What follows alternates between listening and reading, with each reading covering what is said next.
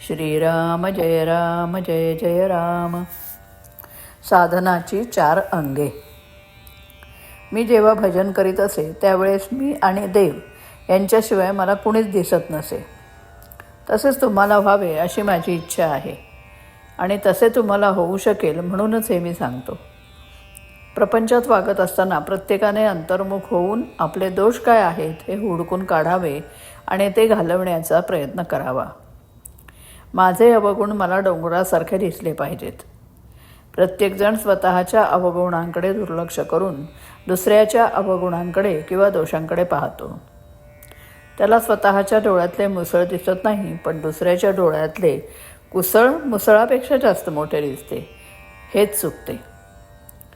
आपण दुसऱ्याचे दोष सांगू नयेत आणि परनिंदा करू नये.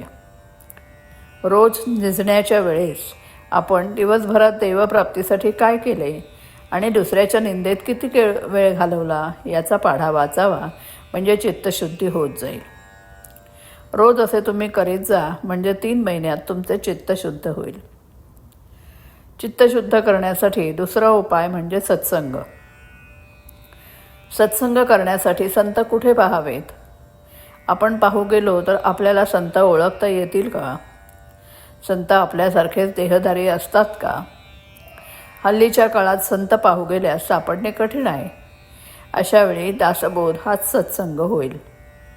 समर्थांनी सांगून ठेवले आहे की जो विश्वासाने हा ग्रंथ वाचील त्याला माझा संग घडेल. आपण संतांना देहात पाहू नये, तर जे जे साधन सांगतात तेच ते होत असे समजावे. त्यांनी 4 गोष्टी करायला सांगितले आहेत. 1.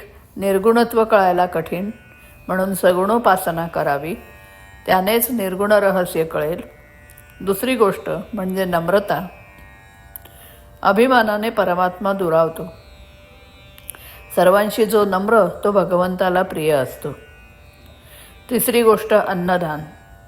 कलियुगात यथाशक्ती अन्नदान करीत जावे, त्याचे महत्त्व फार आहे.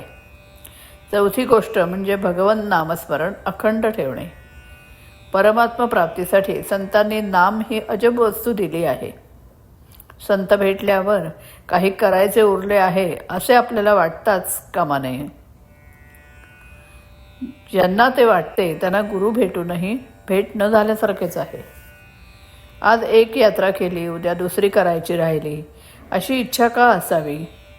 गुरु एकदा भेटला की आता काही कर्तव्य उरले नाही असे ज्याला वाटते त्यानेच गुरु भेटल्याचे सार्थक केले असे होते. गुरु आज्ञेपरते दुसरे त्याला साधन नसते. तोच परमार्थ आणि तीच त्याची तीर्थयात्रा. आणखी काही करायचे आहे असे त्याच्या ध्यानीमनीही येत नाही. अत्यंत चिकाटीने संतांचा समागम करावा आणि त्यांच्या कृपेस पात्र व्हावे. श्रीराम.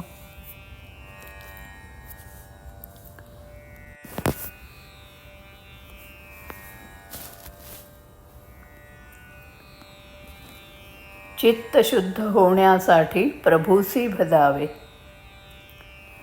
दोष दुसऱ्याचा दिसू नये डोळा, चित्ती जागा व्हावा भक्तिभाव भोळा. याचसाठी रामा शरण रिघावे, चित्त शुद्ध होण्यासाठी प्रभूसी भजावे. दासबोध हाच सांप्रत सत्संग, बोध बाणताच भक्तिसये रंग.